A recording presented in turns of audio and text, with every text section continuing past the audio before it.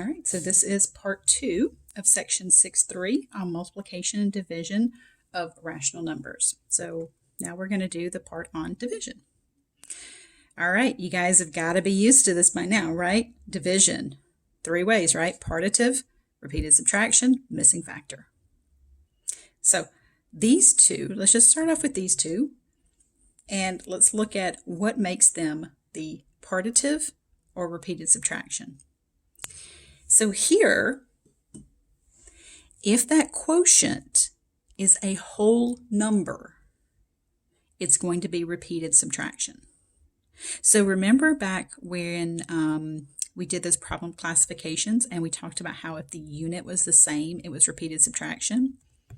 Same thing here. If both of these are rational numbers and that turns out to be a whole number, then you can use repeated subtraction. That's because repeated subtraction takes away this many times. Whereas partitive splits it into this many groups. It's hard to split it into 1/10 of a group. That's kind of weird. So if the divisor is a whole number, then you can use that partition or that partitive approach. So here I did 3/5. So you can see, maybe, hope I didn't draw it too small. I just drew a rectangle. It doesn't matter what size rectangle you start with as long as it's equally divided. And I split it into fifths. So 1, 2, 3, 4 gave me 5 columns. And I repeatedly subtracted off 1/10. Now what that required me to do was to go through here and split that whole thing in half. Because what that did was make each one of these fifths, split them in half, and now my whole is split into 1, 2, 3, 4, 5, 6, 7, 8, 9 tenths. So repeatedly taking away that tenth, that one, that one, that one, that one, and that one, we take it away 6 times. The partition, I started with 3/5, and I'm going to split it into 2 equal-sized groups. And then the answer is how much is in each group. So again, here is my 3/5.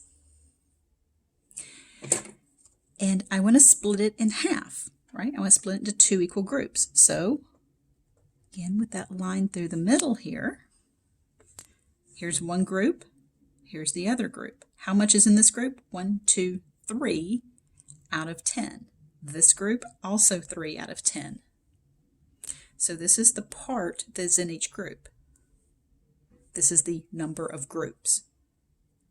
So a lot of this partitive repeated subtraction business, if it feels like I've been harping on this for a while, it's because that we need this. This thing keeps showing up. So that's why I've been harping on it the whole time. It's because it keeps showing up as being useful for us. Every time we talk about a different number set, whole numbers, integers, rational numbers, every time we talk about different numbers, these things keep popping back up for us. Okay, now, if neither the quotient nor the divisor is a whole number, we can use the missing factor to develop a formula. So let's look at 2/3 divided by 4/5 is what? We can rewrite it as its related multiplication problem. We know that's what the missing factor always does for us. That is kind of reading it backwards. This times this equals this. So what times 4/5 is 2/3? All right, well, if you think about this in terms of an equation, so I'm just going to kind of dart over here and do a little bit of algebra. You can solve this equation by multiplying both sides by the reciprocal.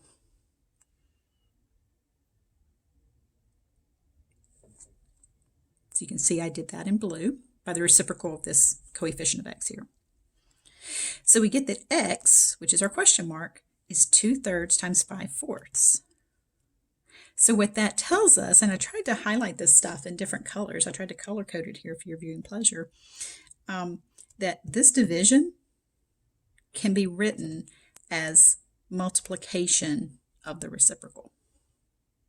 Now this is a little bit, beyond the 5th grade, because you haven't started solving equations yet. You usually don't start that till 6th, 7th grade. maybe 7th and 8th. So this one is a little bit beyond. This is just more for you guys to see why I was able to do that. Okay. So knowing that this division can be written as multiplication of the reciprocal, let's look at how to divide. Okay, so I changed 1 3/4 to 7/4, divided by a half. So I rewrote it as the multiplication of the reciprocal. Multiplied, so I got 14/4. I reduced by 2, and I got 7/2. Okay, so doing this problem got me to thinking, could you write an application or a word problem that models this? And I thought, well, that's a little messy, so let's not do that. Let's make this number nicer. So I made it 6. So pause the video, see if you can write a word problem for kids that would model 6 divided by a half. You have 6 of something, and how would things be split up or whatever, so that the mathematical problem demonstrated is 6 divided by a half. So pause the video and see if you can come up with something. Okay, so now remember partitive repeated subtraction. This one would be best modeled with repeated subtraction. So let's say that you have 6 cookies.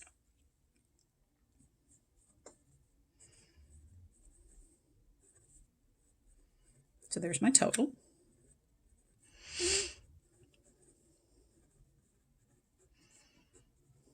And you want to give each child, let's say they're really big cookies, and you want to give each child 1/2 of a cookie. How many kids will get the half a cookie?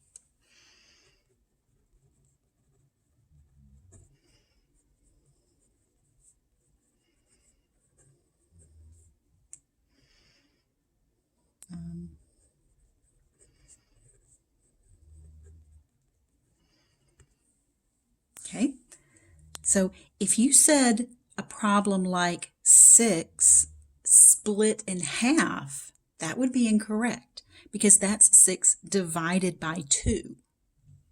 Split in half is divided into 2 equal pieces. This is not split in half. Okay, so think about this. So going back up here, remember how division is the same as multiplication by the reciprocal?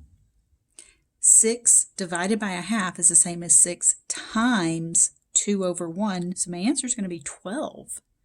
If I take 6 and split it in half, I get 3, not 12. So I'm going to have 6 cookies. So 1, 2, 3, 4, 5, 6. Each child's going to get half of a cookie. So I'm going to split each one of these in half.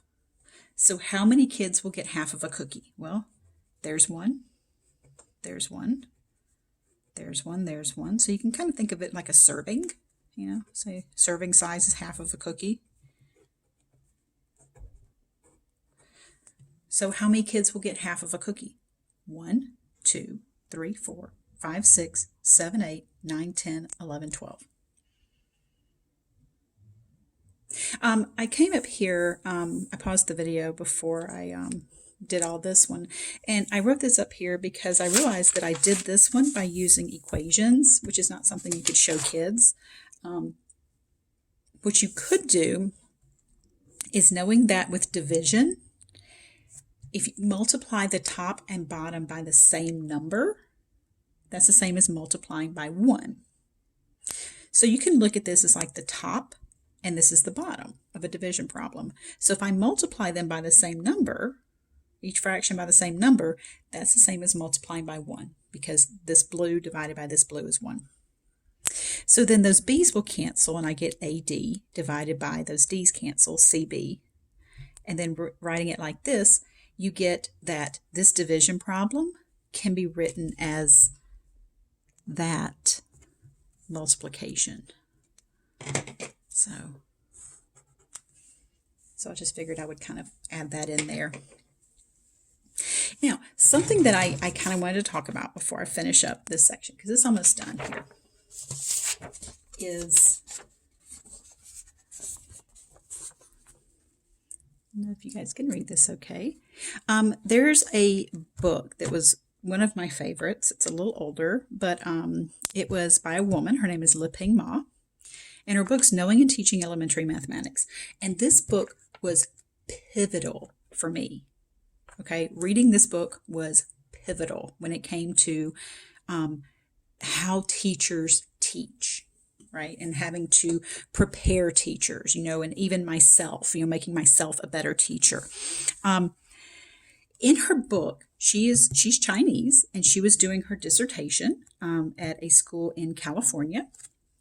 And in her book, she compares Chinese teachers to American teachers. Now, it's probably not a surprise to you that Chinese students tend to excel in mathematics, whereas American students, not always, right? So why is that? Well, it has to do with the culture of studying many, many hours and not wanting to dishonor your family, wanting to make sure that you excel. So there's certain cultural aspects to it as well. But the teachers are vastly different in China as they are here. Now, here's what's going to surprise you. Chinese teachers have fewer years of education on average than American teachers. But so why? What's the discrepancy? Well, because Chinese teachers have a better fundamental understanding of basic mathematics. Okay, so you've probably noticed that as we've gone through this, I've been explaining a lot about why, not just how to do a problem, but why it works. And that's important. Understanding numerical relationships, having a good number sense, how numbers fit together, how operations fit together, similarities and differences, things like that are important to build off of, because all of this is the fundamental building blocks of every mathematics class that these kids are going to take. So imagine that you're teaching, here's one of the questions she asked. Imagine you're teaching division with fractions.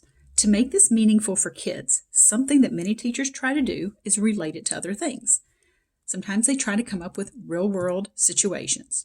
Now, what would you say would be a good story problem or word problem for 1 3/4 divided by a half? So I had you guys do the 6 divided by a half just to make it a little, nicer. All right, so here's where it gets interesting. The following table is going to show you the differences in the teacher knowledges. Now, Liping Ma was not out to go after. She was not, looking for, out for blood when it comes to American teachers. She was just looking for comparison and contrasts. Okay. And this stuff just kind of showed up. I've actually heard her speak, and talked to her one-on-one about how this book came to be, how her study came to be. And it was actually not what she expected. It just kind of showed itself. She had a completely different path mapped out, and this stuff just kind of showed itself. Here's where you're going to get surprised. All right. The teachers. She interviewed 23 American teachers and 72 Chinese teachers. Just the computation of 1 3/4 divided by a half. Just this computation right here. How many of the teachers out of the 23 that she interviewed do you think could do this computation correctly? You ready? 10. Not even half. The Chinese teachers, check it, all 72. How many of the 23 could come up with a correct story problem or correct word problem. Oh, it's not pretty. 1. So basically all you have to do is start with 1 3/4. Like say you have one full cookie and 3/4 of another, and you want to give each child a half of a cookie. The Chinese teachers, 65 of them. What about multiple, different kind of word problems? 0. And okay, the Chinese teachers, 12.